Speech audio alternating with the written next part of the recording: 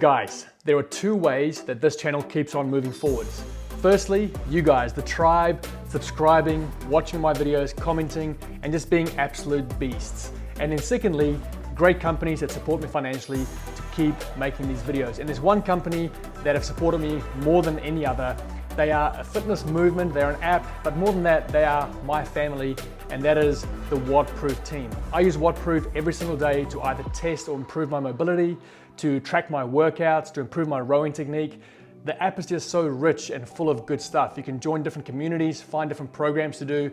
It really is your one-stop shop. So massive, massive shout out to Wattproof. They are the sponsor of today's video. Enjoy it, and let's go, let's go, let's go.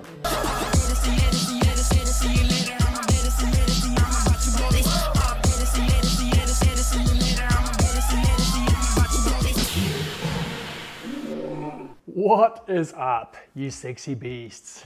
Mr. Rich Froning Jr. Did you guys know that Rich's middle name was Lyle? I had no idea, but he revealed that recently in an amazing podcast that he was on with Sevan. But Rich Froning, 4-time consecutive individual CrossFit Games winner, 6-time team CrossFit Games champion. That is 10 championships in total. And you know, the guy that's probably responsible for a lot of us, including myself, for getting into CrossFit in the very first place. He's 35 years old now, I believe. And where to from here? What is next for Rich Froning?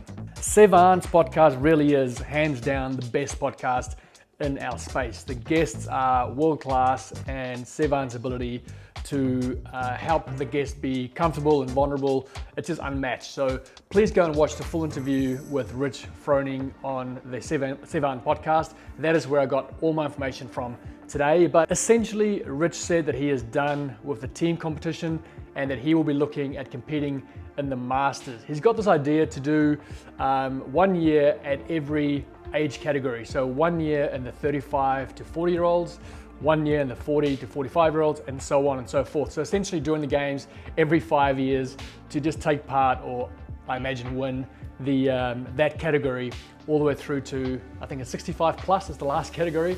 That'll be a pretty special achievement if you can compete in every Masters category and win a championship. So it sounds like that is Rich's next move. He said that he'll be doing the Open next year, and then we'll go on to do the age group qualifiers, and then we'll see from there. This is a quote from the podcast of Rich talking about the team competition. He says, "I've exhausted that point in my career doing teams. I enjoyed it, loved every minute of it." So to me, that sounds like he is done with the team competition.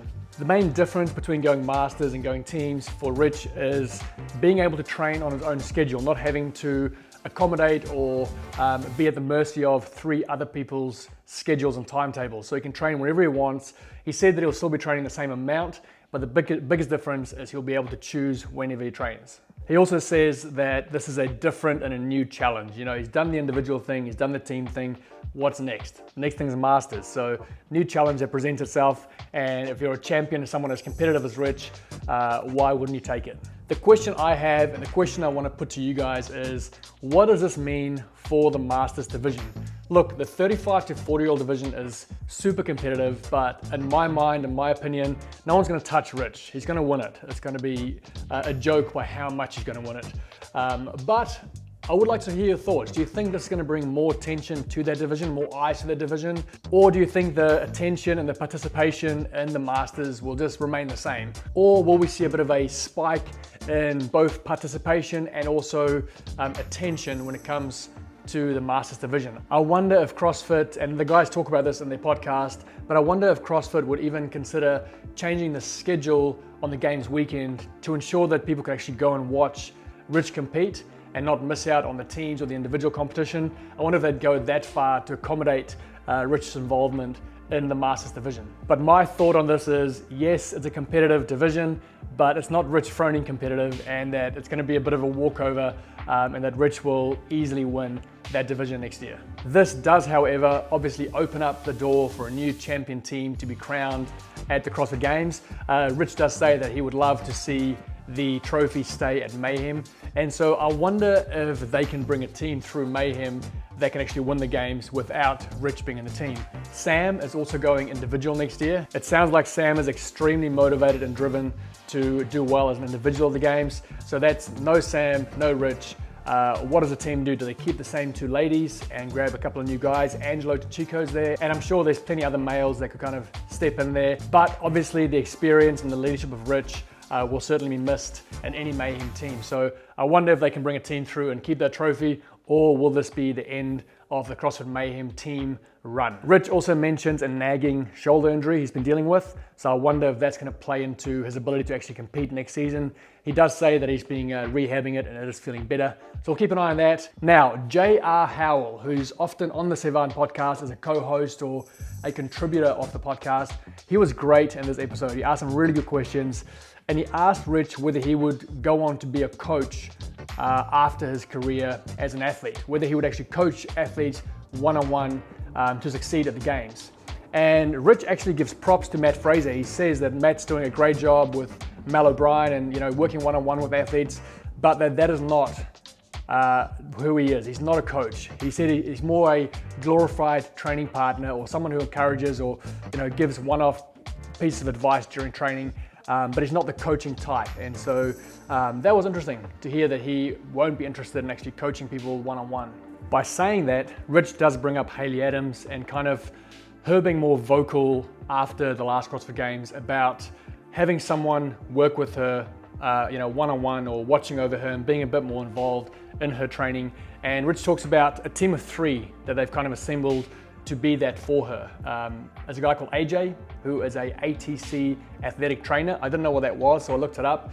And it says here that a certified athletic trainer is someone who is highly educated and a skilled professional specializing in athletic healthcare. The athletic trainer plays a unique and important role in the healthcare system by helping to prevent, recognize, manage, and rehabilitate sport injuries. So she's going to have someone of that level on her team, as well as Rich, as well as a guy called Jake. I'm not sure who that is. So essentially having a team of 3 coaches that will really focus on inputting into her specifically. And then on top of that, working with Chad Vaughan's team on Olympic lifting and strength. Rich, being his humble self, mentions that sometimes he gets caught up in his head with what he knows works and what works for him. But he recognizes that, for other athletes and for Hayley specifically, perhaps a more collaborative kind of team around her is the way to go, and actually allow other coaches to input that are specialists in their field. So hence having Chad Vaughan come in as a strength and the strength coach and also the Olympic lifting coach. So I'm excited to see how this is going to work for Hayley this season, having that kind of team of 3, AJ, Rich, and Jake as her kind of main coaches, and then also working with Chad, who's a legend. So that'll be an interesting storyline to follow throughout the next season. So there you go, plenty to discuss down in the comments. How will Rich go as a masters athlete next year in the 35 to 40-year-old? Will he just destroy the field, or can he be challenged? How will Sam Cornier go, going from winning the teams to now entering the team competition? And can Mayhem put together another team, maybe with Angelo, that could contend for the podium once more? And then lastly, Hayley Adams, having this new approach to a coaching team. How is that going to work for her? I would love to hear your thoughts on all those things. Guys, stay sexy, keep roaring love, and I'll see you soon. Mwah.